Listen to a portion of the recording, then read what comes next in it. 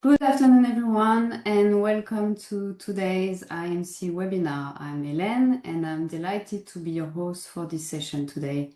At IMC, the International Mentoring Center, we are passionate about empowering professionals through mentoring, leadership development, and building vibrant communities of practice. Our mission is to create transformative experiences that help individuals and organizations thrive by sharing stories, skills, and support. We believe in the power of authentic human connection, and that's exactly what today's webinar is all about. We are very pleased to welcome our speaker today, Bernard Cates.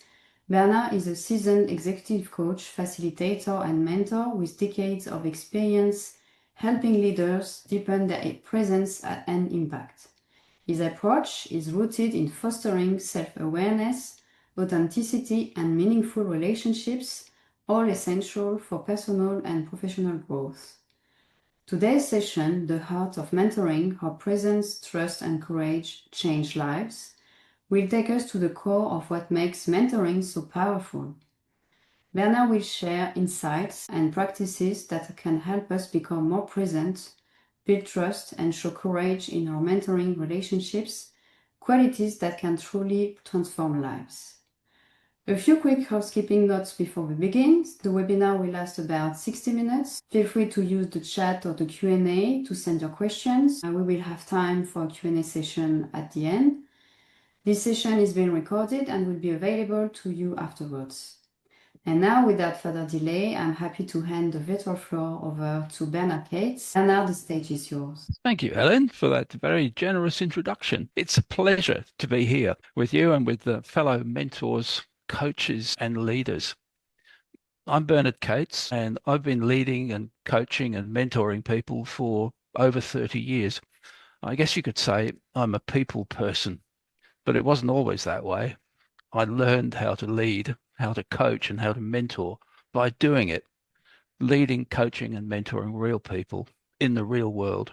It's great to see so many of you here today who are doing exactly that same thing. I'm speaking to you today from Melbourne, Australia, where it's just after midnight local time. I'll try not to go to sleep in the middle of my own presentation.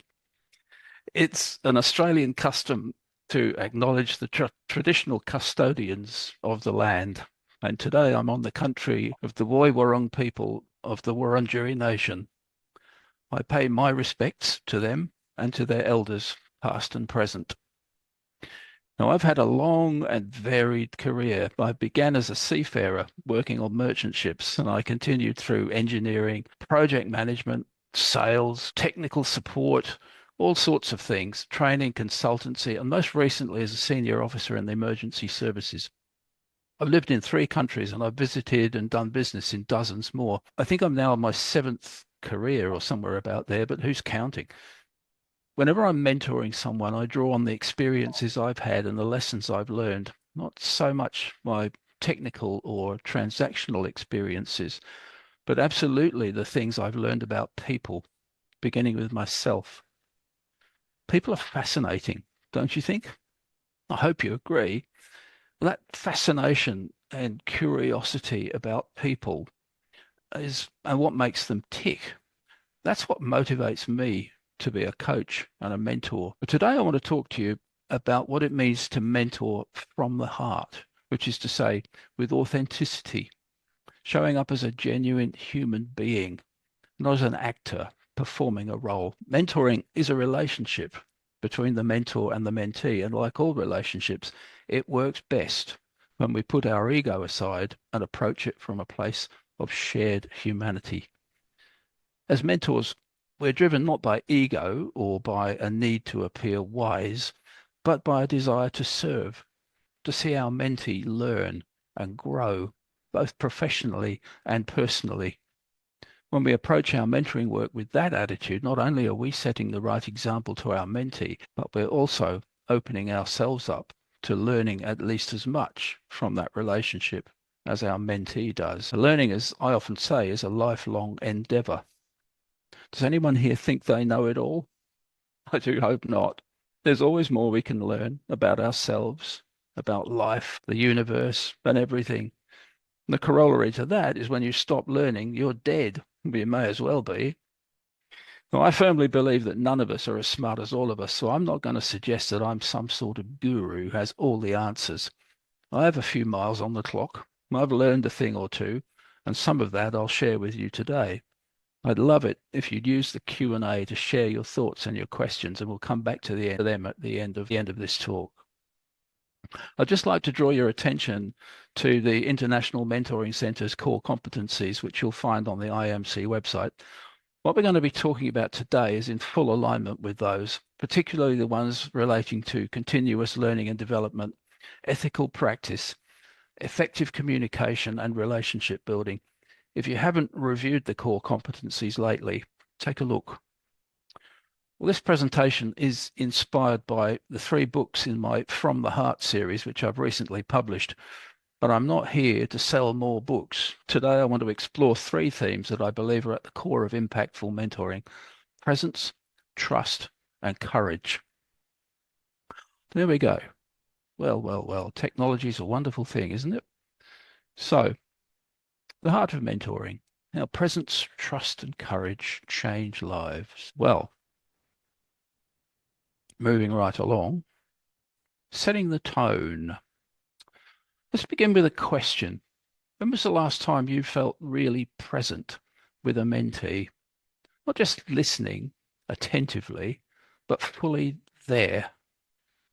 I said earlier that one of the things that motivates me is curiosity about people and what makes them tick, what makes them act in the ways that they do, what makes them behave in the ways that they do, makes the decisions and choices that they do, what holds them back and stops them from fulfilling their true potential, what unleashes them and lets them reach for the stars, what allows them to stop being an actor in the movie of their life and start showing up as the real person, living authentically from the heart and living their own life rather than a life that was chosen for them by someone else.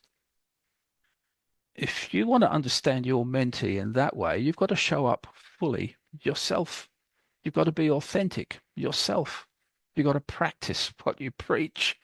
You've got to be fully present with them, not away in your head somewhere, appearing to listen, but in fact, thinking about what clever observation or question you're going to come up with next. This presentation isn't about techniques. It's about how we show up as mentors. It's about the human qualities that change lives more than any advice ever could. Today, we'll look at presence, trust, and courage and how they create transformational mentoring relationships. These 3 qualities aren't add-ons or optional extras in our mentor's toolkit. They're essentials that often get overlooked in systems that are driven by outcomes. They're human skills, not professional tricks. By the way, these 3 qualities are equally important whether you're a mentor, a coach, a leader, or a combination of all 3. We'll see why that is as we explore them. So, presence. And what about presence? Presence is our greatest gift. When we're truly present, we create a space where something real can happen. I remember working with a mentee who was going through a crisis. Let's call him Bob. Of course, I had a strong urge to jump in with advice to try and fix him. I wouldn't have served him very well. As a mentor, I know that I'm not the expert in Bob's life. He is. So I asked him, "Who are you, Bob?" Then I shut up and gave him my full attention and the space to think. Early in our work together, I'd led Bob through a process of developing self-awareness. So he already knew who he was in his heart, and he knew about the insidious effects of entrenched limiting beliefs and conditioned behavior. That Bob was still learning the art of self-awareness, of knowing when his limiting beliefs had been triggered and when they were active, and of recognizing when he was following on autopilot a pattern of conditioned behavior.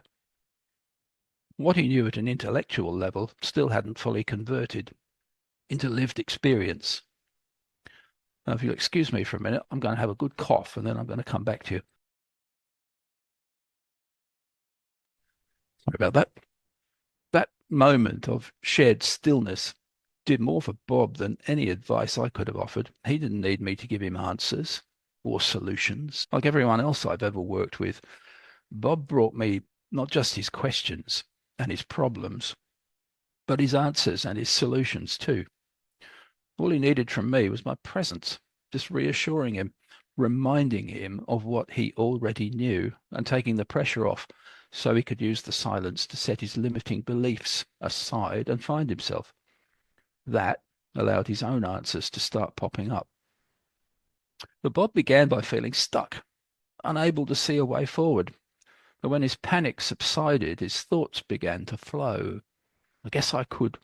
Well, what if I? Hey, now that's an idea. Somehow I managed to keep my mouth shut. Fortunately, he was so absorbed in his train of thought that he didn't notice the smile that was beginning to spread across my face. Being present isn't just about good listening. It's about being without agenda, ego, outcomes, distractions. They all get in the way.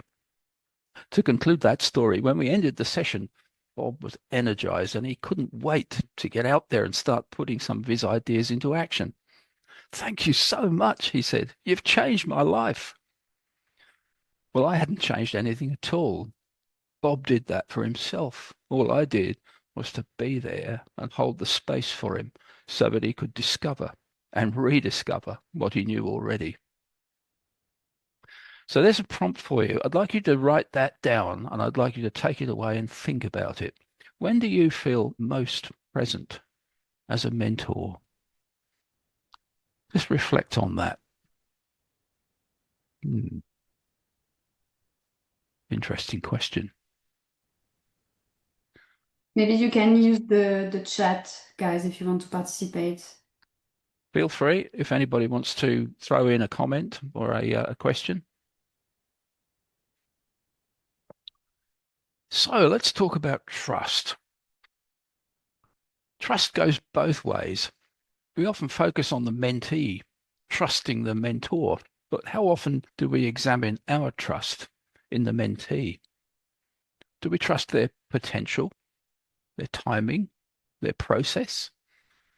Sometimes we subtly withhold trust. We over-help, we over-direct, we try to protect them from discomfort or from making mistakes.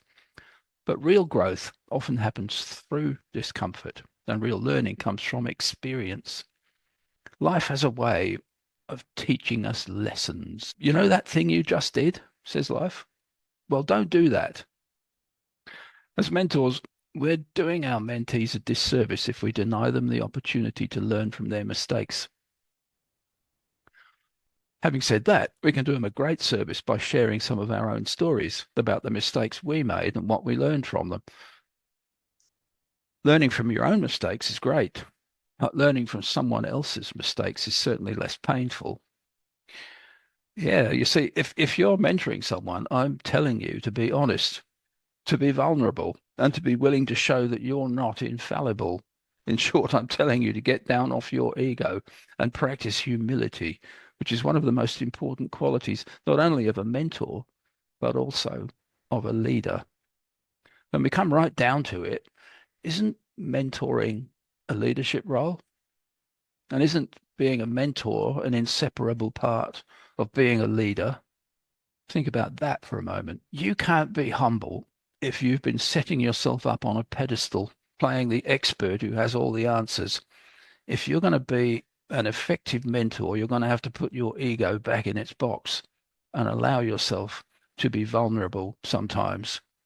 That's part of being authentic, being human. And doing it requires trust. It's two-way. Your mentee must trust you, and equally, you must trust your mentee.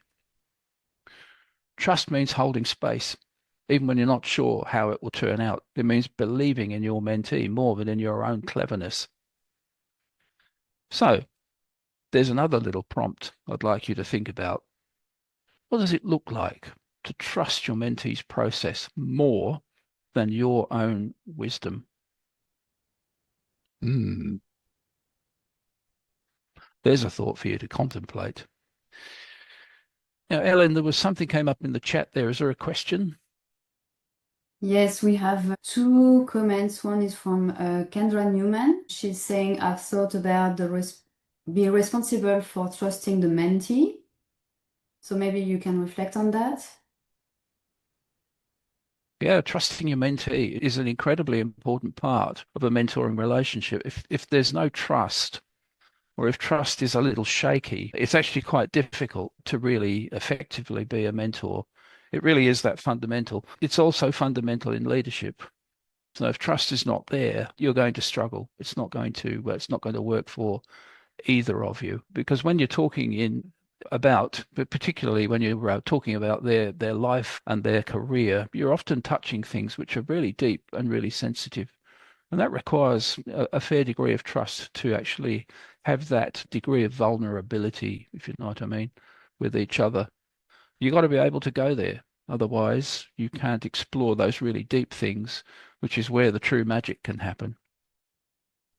Thank you, Bernard. We have another comment from Abdeladem El Adraoui saying, I had the experience of being a mentor when being a tutor for end of year internships for engineering students. Yeah, that's an interesting one. I mean, let me ask a question. Did those students seek you out as a mentor, or were they allocated to you?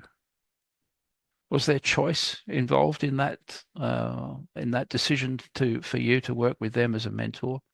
It's kind of difficult, if you get somebody given to you as a mentee. There hasn't been choice, they haven't selected you, you haven't selected them. You're going to have to work hard then to build that trusting relationship with them. It's different if they seek you out because they already know who you are and they've already got a reason to want to work with you. It's difficult. It makes it more difficult sometimes if you've had them, they say, allocated to you, and you then have to build that trusting relationship with them. Does that help?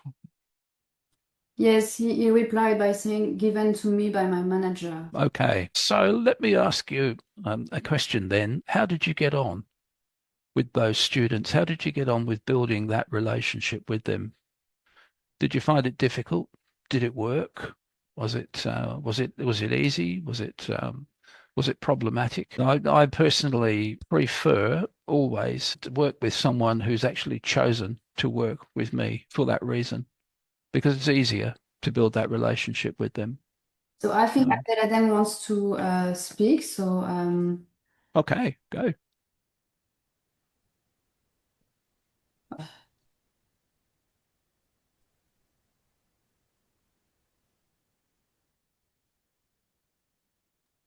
Well, I remember I was in as a consultant. I'm working in a huge company, a financial institution in Morocco. I was in my second year, professionally speaking. And given the work they have done and my success in my work, my manager, once there is we are seeking for some student internship, in their final year. I took the chance to think about the project because my managers know that maybe I am the right person for that students because I remember myself once I was a student. So I think with them, I made myself at their places, and I gained many morals in my experience as a final student here in 2018. Once I was an engineer in Mohammedia School of Engineering.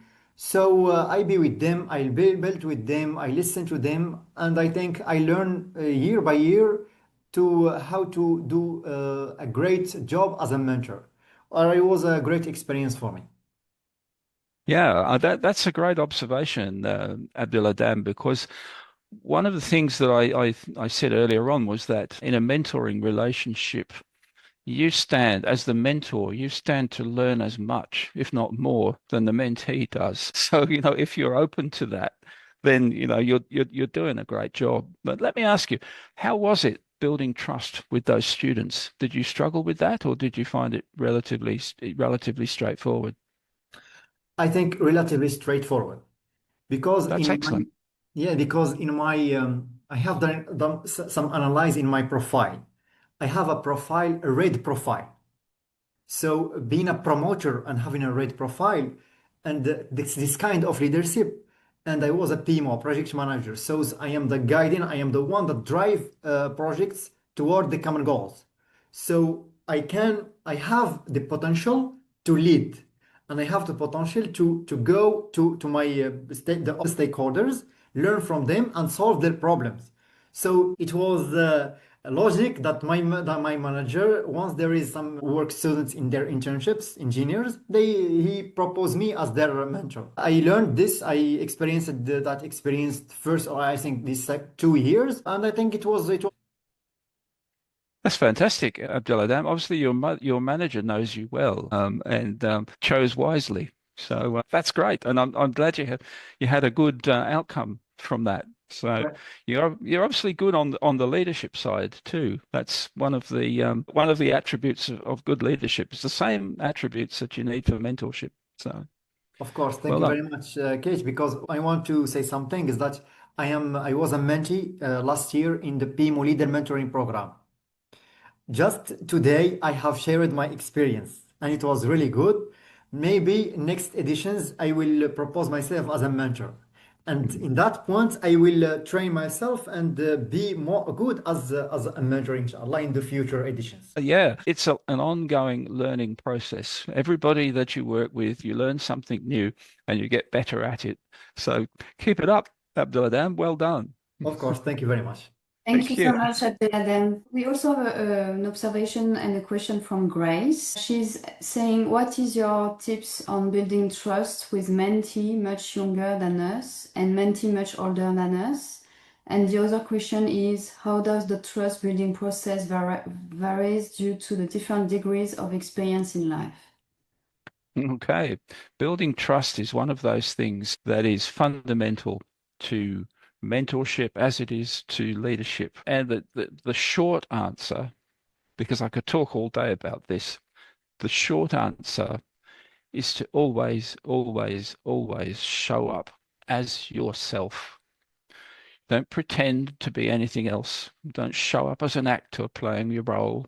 Show up as you, authentically you, every time, and show them that. Don't be afraid to show them the real person that you are. That encourages them to do the same thing. And once you can relate at that level, then trust can build. And it makes no difference whether they're older than you, younger than you, same generation as you. Doesn't matter where your relative positions are within the organization. Seniority, leadership and positions within the organization, all of that needs to be cleared out of the way so that you can relate to them one on one, human being to human being. That's the basic element of trust, where trust can start. Obviously, it also includes things like honesty and integrity. You know, you're always honest. You always say what you're going to do and do what you say when you say you're going to do it. Those sorts of things are incredibly important as well. Now, we could talk all day about trust, but I hope that helps a little bit, Grace. Thank you, Bernard. Thank you. Thank you. So we'll move along a little bit. What's next? We're going to talk about courage. Here's a good one. Well, mentoring from the heart takes courage. It's the courage to stay quiet when your instincts are screaming, fix it. It's the courage to name what's not being said. It's the courage to sit with not knowing. Don't just say, I don't know. Say, I don't know, let's find out. Because that engages your mentee's curiosity. It also reassures them. If their wise old mentor doesn't know, then they must be onto something very interesting indeed. And then, as you figure it out together, both of you get to learn something new. Now, that's a win-win if ever there was one. Most importantly, Having the courage to admit that you don't know and that you're keen to find out demonstrates many of the qualities of an excellent mentor: humility, honesty, trust, curiosity, and so on. Qualities that I'm sure we'd all like to cultivate in our mentees too. Courage isn't about being fearless. It's about acting with integrity in the presence of fear. It's about being confident enough to take a risk and being wise enough not to be reckless. You've probably got some stories of your own that you could tell about occasions when you had to be courageous. When your mentee is facing a situation that calls for courage, telling your story can be very helpful. You're not saying, do as I did. What you're saying is, you're not alone. You can do this. I once had a mentee, let's call her Alice.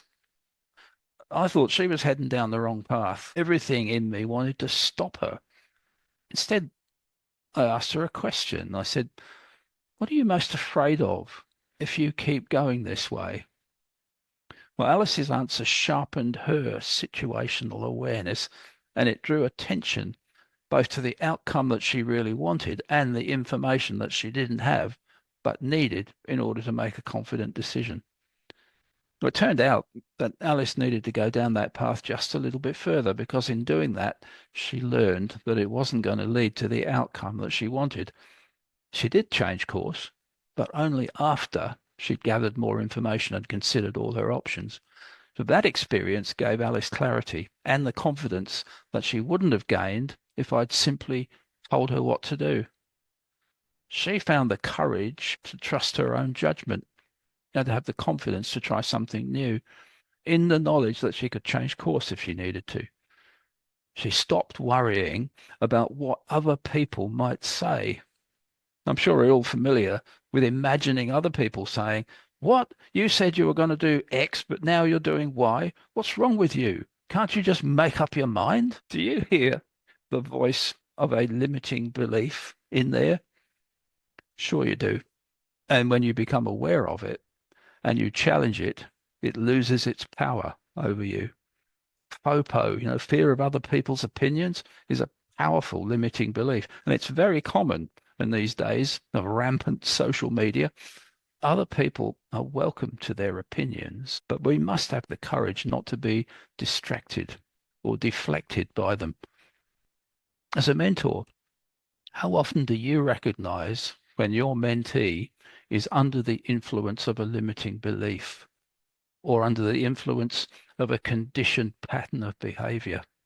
When you see it, do you have the courage to draw their attention to it?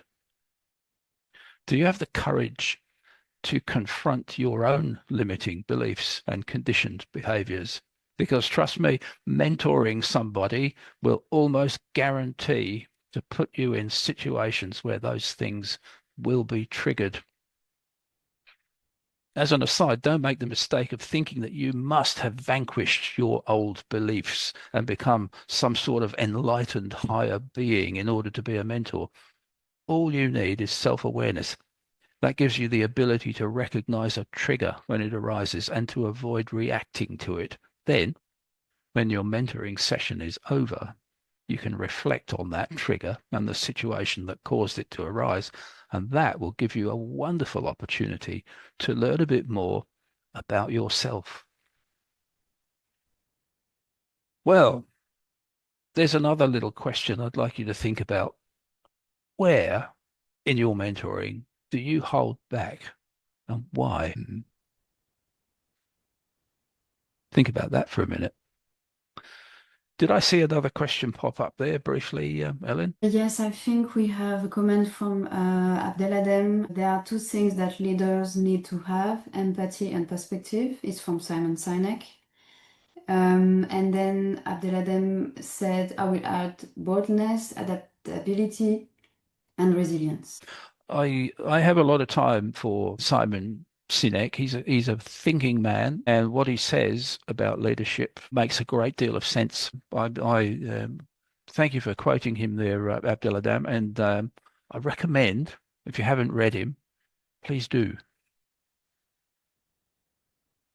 All right, let's move on. Let's talk about the shift. The dominant culture of mentoring seems to be all about performance, kicking goals or giving advice, but that's not the best approach if you want to have a significant impact on your mentee's life and career. Mentoring from the heart casts the mentor as a witness, someone who holds the space where the mentee's growth can unfold. There's a shift we all face at some point from doing mentoring to being a mentor. Think back to the first person that you consciously mentored.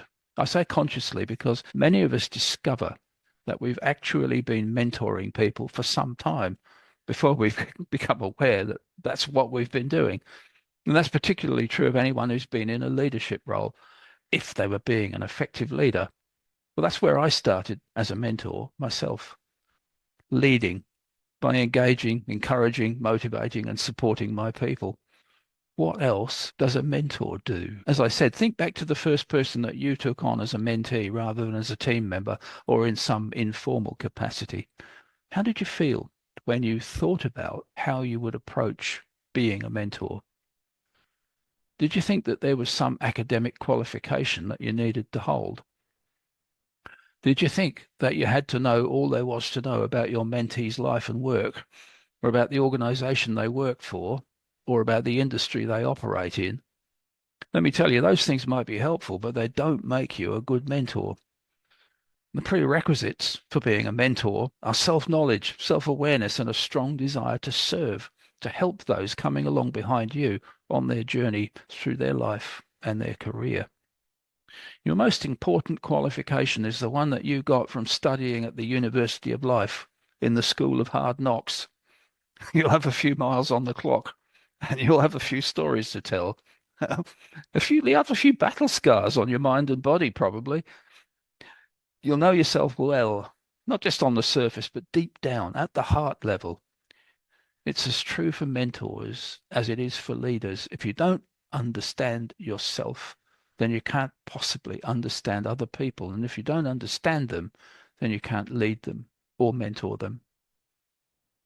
So, armed with your experience, your understanding, and your desire to serve, all you need to do is show up as your authentic self. You're not an actor performing the role of a mentor. You're plainly and simply you. Nothing more and nothing less. When you approach mentoring from that point of view, you're ready to make the shift from fixing to witnessing, from leading to walking alongside, from delivering insight to holding space. Presence, trust, and courage help us to make that shift. We make the shift when we realize we don't need to be a guru, an expert in everything, or as wise as Solomon. We just need to be real, authentically who we are, not performing a role, just being. When we stop trying to be helpful in the usual ways, we become useful in deeper ones. Mentoring from the heart requires humility and discipline, but it's the most loving thing we can do. Another little question for you to think about. Can you let go of being helpful long enough to be human? Well, that's an interesting question, isn't it?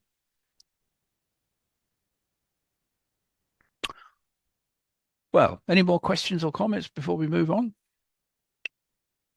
Nothing so far, so I believe you can move on, yeah. Okay. Well, let's bring it all together. Presence invites authenticity. It's the greatest gift you can offer. Trust enables autonomy. It's the foundation of real growth. Courage transforms the ordinary into the meaningful. It's the bridge between knowing and becoming. When you understand those things, you're ready to be a mentor.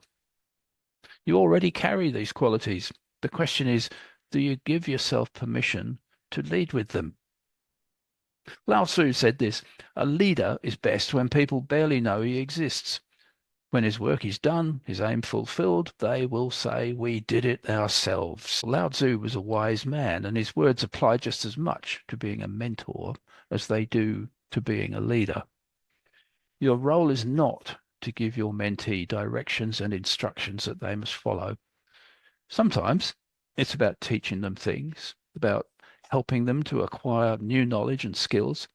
Sometimes it's about coaching them through things like gaining self-awareness, mindset shifting, and goal setting. But mostly, it's about your mentee's long-term personal and professional development, sharing wisdom and guiding them to find their own way along their own path. You already know how to mentor. This is a reminder that your humanity is the method. Next time you sit with a mentee, notice what's present in you. Well, here's a question for you to reflect on. What would shift in your mentoring if you focused less on being helpful and more on being human? Any thoughts about that? Well, here's a question that I'd like you to take away and think about. Presence, trust, and courage. Which of those qualities is easiest for you to live out? And which one is hardest? Thank you. So I'd like to hear your reflections. Any questions or challenges? Let's open it up in the Q&A. Thank you so much for your amazing presentation, Bernard. So if the participants want to drop a question into the Q&A section or into the chat, we now have the time to answer them.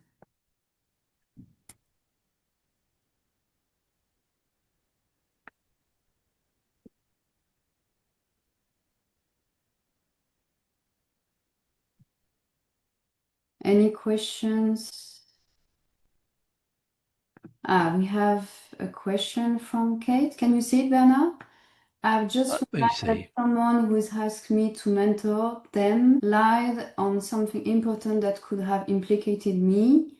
I'm conflicted about what to do about this because the trust is broken.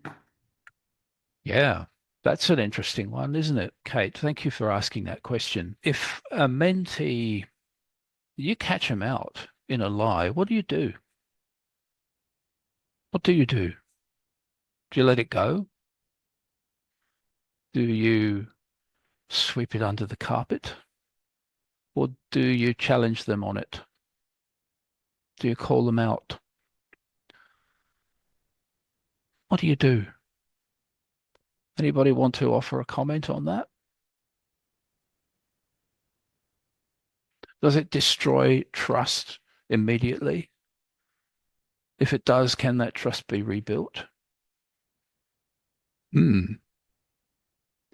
Yeah, this is a very interesting question. It's a difficult one to deal with too.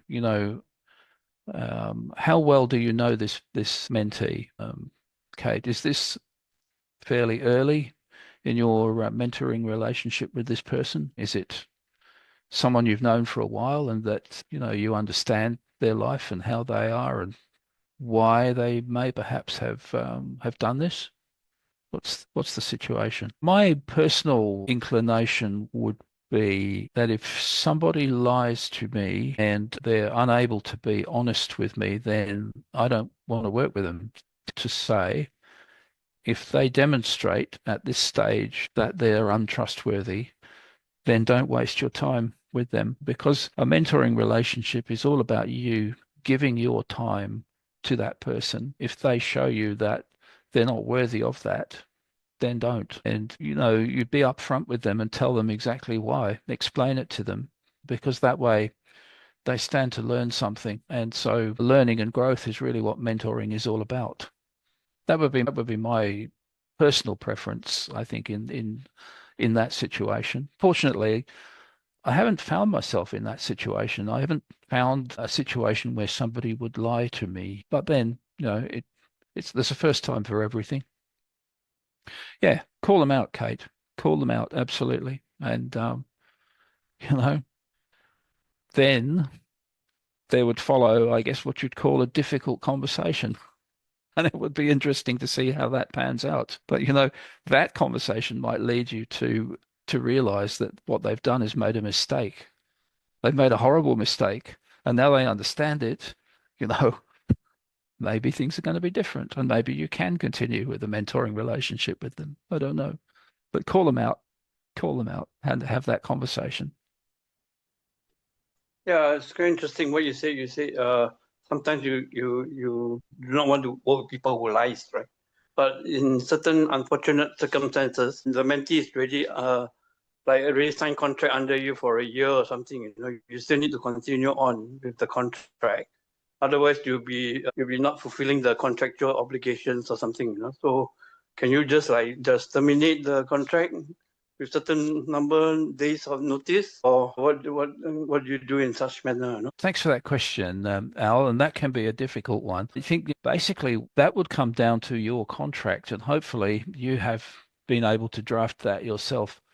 So you're going to have a clause in there which says there could be circumstances under which you need to terminate the agreement, you need to terminate the contract. And a lack of honesty is a good cause for terminating, because if your mentee is untrustworthy, then you cannot seriously achieve very much with them. It renders the whole thing pointless. So termination is the logical conclusion to it. So make sure it's in the contract. Hopefully you have control of that. Yes. In Malaysia, and we are following the British Commonwealth laws. Sometimes it's difficult to terminate, like for example, employee. Otherwise, it will backlash to us. like for example, if they are under us, and then if we they will charge us, in the labor court or something, for terminating without with this cause and all that, So sometimes it's difficult, even though sometimes they are rude to you, they bang the table and all that, So it's difficult because it favors the employee mostly, compared to favoring the employer, something like that. So it's a tough situation, under different country laws and all that. In US, it's easy to find somebody. I know that. I'm not sure. Australia, I believe, is the same thing. Very similar to you, Al. Yes, trying to get rid of somebody can be very difficult. But I think if you catch someone out in a lie, a mentee particularly, catch them out in a lie, then you need to call it out and you need to have a conversation with them about it.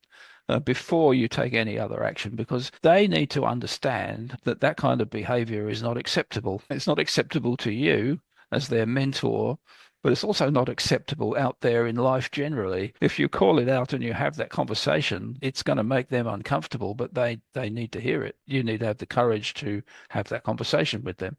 It's a tough one, but you're doing them a service by calling them out and pointing out that their behavior is unacceptable. Anyway, Bernard, I also got a further follow-up question on that. So, for example, the mentee continuously procrastinates even after past the deadline, of the work that they need to submit in, or assignments and all that. What do you do with this type of mentees? And keep on giving different excuses or reasons. Yep. Yeah, that's fairly common. That indicates a lack of commitment. Ask that person point blank, what do you want? What do you want? You said, when we started this mentoring arrangement, that you wanted to achieve these things. Now, if you keep procrastinating, if you keep putting things off, if you keep making excuses, you're not going to achieve it. It's not going to happen. I'm not, as your mentor, I'm not going to do that work for you. You got to do it. So, what do you want? Do you want to do it or not? Make up your mind. It's again a case of putting it in black and white in front of them so that they can see clearly, what's going on. And you can do them a great service by calling that out and saying, look, you're messing around, you're wasting your time, you're wasting my time. You're not going to achieve the outcome you said you wanted if you continue in this way. So do it, call it out. Thank you, Bernard. Thank you, Achan. We have another question from Deborah. Could you, Bernard, talk a little more about presence and how to be present when you feel like what you are sharing in the mentee seems like it is going over their head, like they are not ready for what you are sharing? Thank you. Yeah, that's about understanding the person that's in front of you. And sometimes you do need to be leading them into areas that are outside of their comfort zone. So, as mentors, we do that. But, it's really about observing that person, observing how they're responding to you and to what you're saying, and giving them a chance to ask you questions. I'm here to help you. That's my role as your mentor. And if I'm saying something that you don't quite understand, well, ask me, you know, question me, tell me you don't understand it. Remember, we have this trusting relationship. So I'm not going to judge you because you didn't understand me. You know, I'm going to try to explain it to you. I'm going to talk about it in a different way, perhaps, to help you to see it and see what I'm on about. So, presence is about, again, being honest about who you are, about being yourself, about being authentic. It's not about setting yourself up as some sort of guru or some sort of expert that they're kind of looking up to and going, oh, wow, you know, it's a one-on-one relationship between two human beings. And that's, I think, probably the best way to open up an honest channel of communication whereby if there is some misunderstanding, then they can ask. They don't feel that if they ask, you're going to judge them in some way as lacking. So that's what I would say there. Thank you very much. So I wanted to thank you, Case, for this amazing presentation. Well, what I can say here is that once I see these three words, presence, trust, courage, they are important in a leadership. So being a leader, we need to be present. We need to have perspective. We need to have a vision. Sometimes we can be in hardships. We can be vulnerable. There are hard times. So being present in the hard times is really a kind of leadership. This is the first point. Second point, in trust, we can build trust, especially with our mentees, by being emotional intelligence. We need to listen to them, see their problems, etc., etc. It's another kind, a trait of a leader. And courage is very important. Boldness and to go to another goals.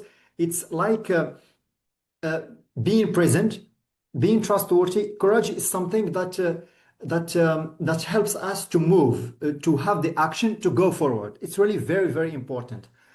But now talking about my experience, what I can say here is that sometimes in hardship situations with my mentees, the leadership style that we can use, normally speaking, we need to have to empower them. But from my perspective, in my situation, in hard times, once being vulnerable, or if I have something urgent to do, it's difficult to use that style of leadership. Automatically, I use to direct them. You can do this and that and that. So how can we use this kind of leadership style to empower others? But there are problems in us. We are vulnerable. There are hard times. We don't have time to do something else. So what we can do to transit to learn how to be empowering in that kind of situation? Yeah, that's a very good question. Abdeladam, thank you for asking that. If you are in a leadership position, you are absolutely right that those three things, presence, trust, and courage, are incredibly important to you as a leader. Hopefully, you've had time to build relationships with your people so that those three things are all in place and they all understand that before a crisis happens. They trust you. They trust your judgment. They know that you have their best interests at heart. And then a crisis comes along and a decision has got to be made now. Otherwise, something disastrous is going to happen. So you need to switch. You haven't got time to be a democratic consultative leader at this point. You've got to make a decision and make it happen now. So do it. You can switch. You can stop becoming stop being that consultative democratic leader and become very directive in that moment. Issue an instruction. Do it this way now. Well, if you do that, you'll find that your people will actually appreciate being given that clear direction in that situation. But the moment that crisis is handled, you can switch back again. You see what I'm saying? So you're being adaptive. You're adapting your behavior, your leadership style to the nature of the situation that you're dealing with. It gets even more complicated than that because sometimes you're dealing with some person or a couple of people on your team who are handling a crisis where the rest of them are not. So you're actually then adapting a different leadership style with different people. The way you behave, the way you interact with them will depend on their needs in that situation. So you're right. Emotional intelligence is incredibly important. Emotional mastery is really what we're talking about, so that you don't actually find yourself getting dragged away into reaction. Your role is always to be responding to the situation and behaving appropriately for the needs of those people that you're leading in that situation, whatever it is. Yes, exactly. Okay, it's important because we are the leader. With our mentees, we can lead them, we can do some things that related to our decisions. But sometimes the difficulty, it's once we are a leader, we have some managers. Sometimes I don't have trust in some managers, but they are my managers. And I hate manipulating me in doing something in their favor, being a leader. So it's a second kind of problematics. So how can we don't have trust, but we have a kind of leadership, but how can we serve and resist to that kind of manipulations of the managers? It's not Mm, always that's easy. that's a challenge, isn't it? Are you talking about managers, people who are senior to you? Exactly. Yes, senior. Yeah. Often we find that people rise to their own level of incompetence within an organization. So we find that people up there are probably not as competent as we would like them to be. And that's a real challenge. When you find yourself in a situation like that, your primary concern is to build trust with those people. You have to work at that. You've got to build trust with those people above you so that they understand that you know what you're doing, and that you're not going to do something stupid that's going to make them look stupid. That's really what it's about. I've found myself in this situation once or twice within an organization, and I've had mixed success at dealing with it. One particularly difficult situation was with a guy that was new to the organization and didn't trust anybody, basically because he didn't know anybody. And I spent a lot of time just hanging out with him. I went out of my way to spend time with him and to build trust with him, and that worked.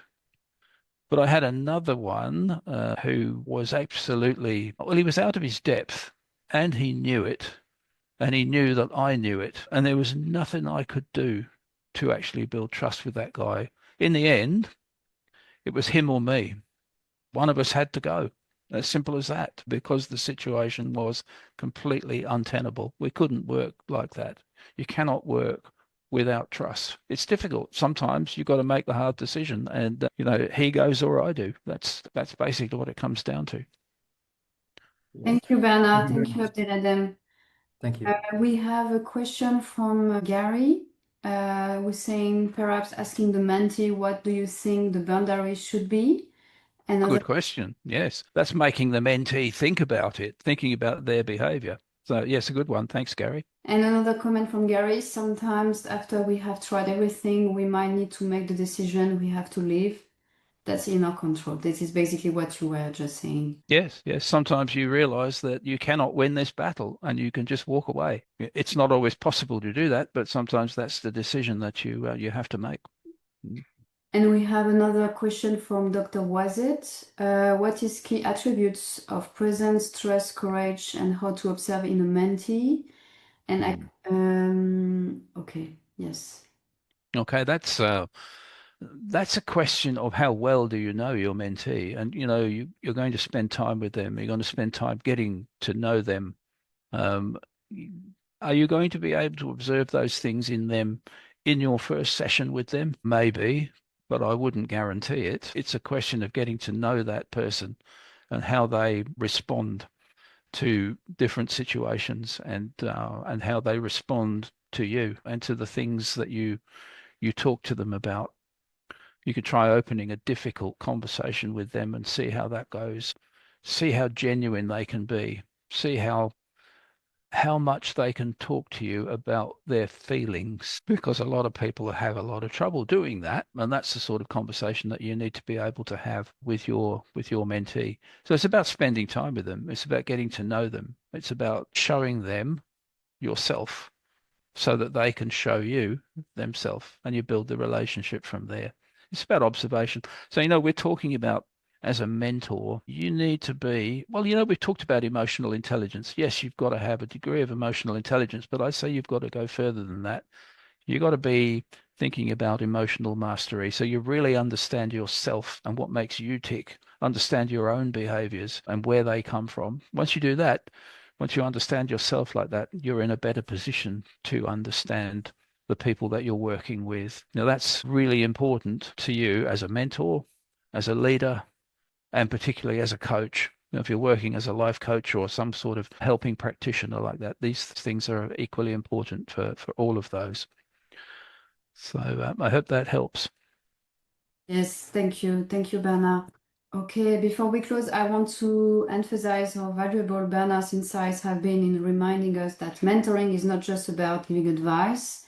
It's also about showing up with presence, building trust, and having the courage to engage deeply with others. These are qualities we can all nurture in ourselves to become more effective mentors and leaders. Thank you once again, Bernard, for sharing your expertise with us today. It was truly a pleasure. And thank you to everyone who joined us. We hope you found this session meaningful and inspiring. As a reminder, this webinar was recorded and the replay will be made available shortly. We will send the link by email, and stay tuned for upcoming IMC events and webinars.